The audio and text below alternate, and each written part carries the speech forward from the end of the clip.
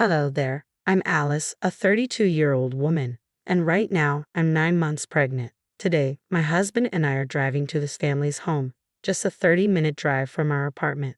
We visit them 2 or 3 times a month, and today we're excited because my mother-in-law is baking her famous apple pie. She's a sweet lady who has been through a lot since losing her husband last year but is now eagerly awaiting the birth of her grandchild. However, not everyone is thrilled about our impending arrival. My sister-in-law, Brianna, married 6 years before us and has been struggling with infertility. She started fertility treatments 2 years ago, but there have been no results. The pressure has made her irritable, and my mother-in-law often asks us to visit when Brianna isn't around. To our surprise, Brianna showed up unexpectedly today. Long time no see, Alice. You've put on some weight, haven't you?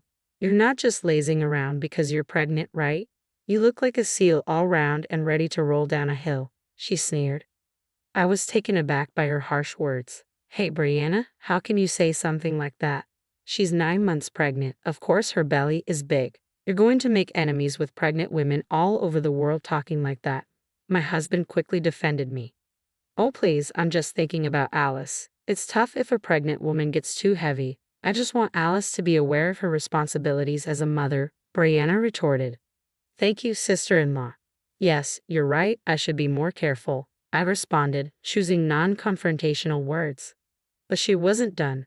Just because you're pregnant doesn't mean you can be lazy. Start cleaning this house right now. You're lacking exercise. You can at least do that much, she said, handing me a broom and dustpan. Before I could respond, my mother-in-law and husband scolded Brianna for her behavior, and she supped off to an upstairs room. I'm sorry, Alice. She just showed up out of nowhere, my mother-in-law apologized. It's fine, I reassured her. I'm sorry too, Alice. That's just how my sister is, my husband added. Despite the incident, we enjoyed a pleasant time together, savoring the apple pie and tea. We called out to Brianna, but she didn't respond. We were worried but continued our day. A few days later, a shocking incident occurred. I went to my in-laws' house alone to speak with my mother-in-law. As I wondered why the front door was unlocked, I found Brianna in the living room. Sister-in-law, what brings you here? I heard you had to work today, I said. I wasn't in the mood, so I took the day off. I was surprised to see you here. You disrupted my cleaning last time. Now get back to work, she demanded, thrusting the broom and dustpan at me. I decided to clean to avoid trouble, but that day I was feeling discomfort from early morning. During the cleaning, I began to feel pain in my stomach. Just as I thought of taking a short break, Brianna kicked my stomach, causing my water to break. The pain escalated, and I fell to the ground. Ah, it hurts. Somebody please help, I cried out. I managed to dial my mother-in-law before losing consciousness. When I woke up, I was in a hospital bed with an IV in my arm and my body wrapped in an electric blanket. Where am I? What about my baby? I tried to sit up, but the pain in my abdomen stopped me. My stomach, which was supposed to be large, had shrunk, and I was shocked. I pressed the nurse call button, and when the nurse came, I asked what had happened. Apparently, my water had broken, and I had to give birth via emergency cesarean. The baby was small and in an incubator. The doctor assured us that the baby, though small and in an incubator, was in good health. My mother-in-law and husband, who had rushed in, were informed, and their faces were red with anger. I decided to visit the baby once I felt better and tried to rest to recover quickly. However, the next day, an unbelievable pair showed up in my room, my sister-in-law and her husband. They walked in without knocking. I frowned at their impudence. They suggested, "We'll pay you, let's settle this." A chill ran down my spine. When I didn't agree, they lashed out with every offensive word they could think of, aimed at my tired face. Thinking of what my daughter had endured because of these people, something inside me snapped. A settlement? Are you kidding me? I'll ruin your life, I retorted. The two of them were enraged by my words and continued shouting. What are you saying? We're offering a solution with money here. Aren't you thankful, Alice? Didn't your parents teach you to obey your elders? We're telling you to settle. Just agree quietly. My brother-in-law joined in. As we argued, forgetting it was a hospital room, the doors suddenly swung open. I've heard everything. I'm sorry, but I have absolutely no intention of settling, my husband declared, his deep voice imposing. They didn't expect my husband to show up, and the two who had been so confident until now were completely taken aback. Ah, long time no see, Finn. It's a coincidence to meet you here, my brother-in-law stammered, his face tense. It truly is a coincidence. I didn't expect to meet you here and never imagined I'd hear such words from you too. I would appreciate an explanation. We were all in the room when you said it, so there's no room for any excuses, my husband replied sternly. Hey, don't be so angry, Finn. It's not like we had ill intentions. We just feel bad for what we did to Alice.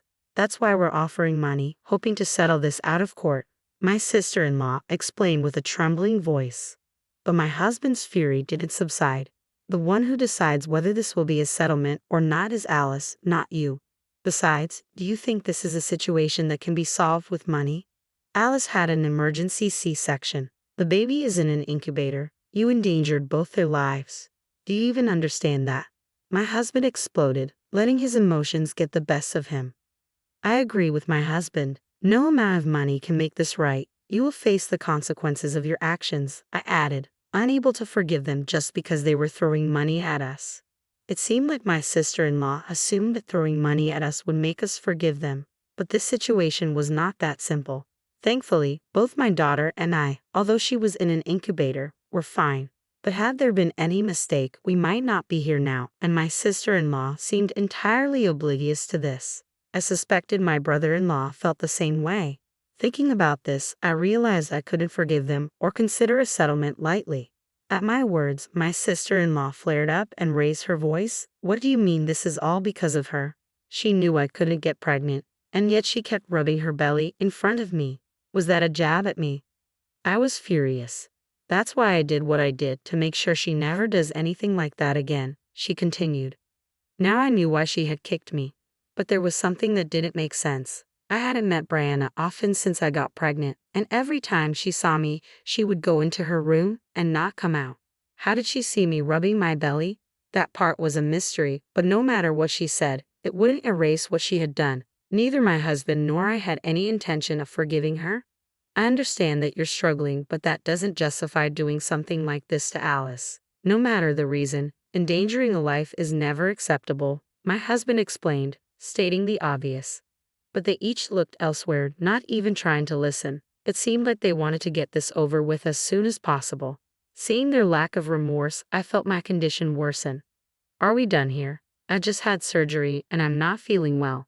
If you continue to cause a ruckus in this room, I'll call the police. Arguing wasn't going to resolve anything, and talking to them was too hard for me as I was still recovering. After my husband kicked them out, I sighed heavily. We had enough evidence because my husband had recorded their conversation. My mother-in-law was also unable to contain her anger because of what her daughter had done, putting my life and that of her grandchild in danger. We decided to press charges against my sister-in-law. We filed a complaint with the police and my sister-in-law was taken to the station. Through a lawyer, we started negotiations, but my sister-in-law insisted, I've done nothing wrong. This woman has been flaunting her pregnancy in front of me, causing me emotional distress when I'm struggling with infertility. She's not innocent either, so she should be open to a settlement. At first, she had been eager to pay any amount of money, but then she began to claim her innocence, insisting we pretend none of this happened because we were both at fault. When she first saw my husband in the hospital, she was visibly intimidated, but now determined to avoid paying, she put up a stubborn fight. However, she had no idea our conversation in the hospital room had been recorded. As soon as the evidence was presented, their faces turned ashen. Even with such clear evidence, you still claim you're innocent. I'm afraid that won't fly, I said. After enduring so much insult and refusing to agree to a settlement, my sister-in-law, in anger, flung the coffee that was before her at us. Thankfully, the coffee was cold, so we didn't get burned. Their outrageous behavior and language in the office resulted in additional charges, forcing them to increase the compensation amount.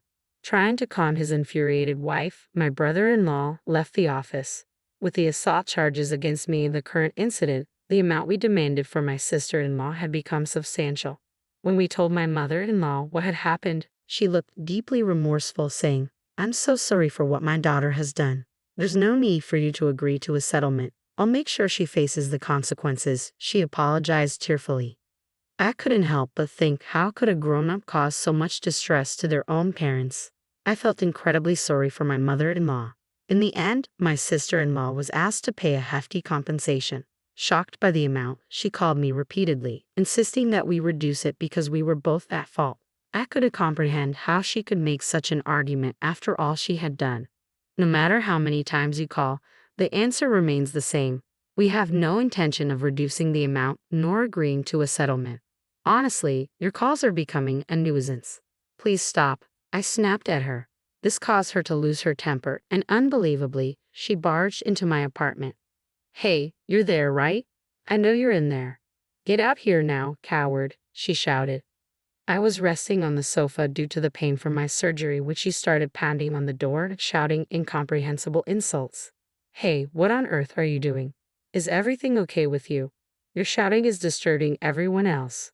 Please stop, I yelled back while she continued to bang on the door. There were elderly people and families with babies in the apartment, and despite it being past 8 p.m., she was causing such a ruckus.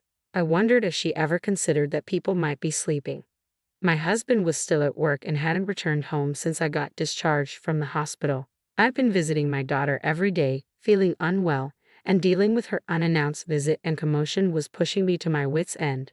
No matter how many times you come here, my mind won't change. Please don't come here anymore, I said, fighting back despite feeling unwell and pale. My sister-in-law was desperate for a settlement, and my concerns seemed irrelevant to her. I didn't do this because I wanted to, you know. It's because of your intrusions that things have come to this. It's presumptuous of you to get pregnant before me. Shouldn't you have been more considerate and waited to get pregnant after us? It seemed like she saw pregnancy as some sort of competition. I don't think pregnancy is a competition or that it's more honorable to get pregnant first. But for my sister-in-law, who has struggled with infertility for many years, it seemed like she viewed pregnancy in that way. Everyone has different values, but that's no excuse to hurt others. I understand you're upset about not being able to have children, but that's no reason to hurt others. So, I cannot forgive you. You put my daughter in danger, and for that, you will be held responsible, I stated firmly. Above everything else, the fact that she had hurt my daughter was unforgivable. Just then, the sound of sirens could be heard from outside. It seemed that someone in the apartment had reported the disturbance. When you're banging on someone's door and yelling at this hour, it's inevitable that the police would be called. What do you mean the police are here? Open the door. You have to hide me, she pleaded. Despite my sister-in-law's pleas, I had no intention of hiding her. The police arrived at the apartment and began questioning her. I also explained the situation from my perspective. Just at that moment, my husband came back to the apartment, and I filled him in on what had happened. Considering what had happened before, my husband told the police everything, and they took my sister-in-law away in their car. That night, my brother-in-law called to tell me that he was divorcing my sister-in-law and asked me not to involve him in this issue, a rather self-serving request. Apparently, one of my husband's colleagues had been at the hospital where I was admitted and overheard my brother-in-law's conversation. When he got to work, the gossip spread among the female employees, and my brother-in-law was looked down upon. The situation worsened, and somehow the story reached the HR department. My brother-in-law, realizing he couldn't talk his way out of it, confessed everything. He was then told that someone like him couldn't stay in the company and was going to be transferred to a regional office. He said, I can't deal with her issues anymore. If any more problems arise, I'll be fired, so please leave me out of it. With that, he hung up and I haven't heard from him since. Afterward, we received substantial compensation from my sister-in-law, and to ensure she would never come near us again, we changed our phone numbers and moved away. Even if she ran out of money and needed help, she wouldn't know where to find us. A few months later, my daughter was discharged from the hospital. She didn't have any lingering effects and was growing up healthy. Rumor has it that my sister-in-law was in substantial debt. At first, she moved from friend to friend, but she was never contributing to living expenses and stayed far too long, so they kicked her out. With no place to live and no money, she was working part-time to pay off her debt.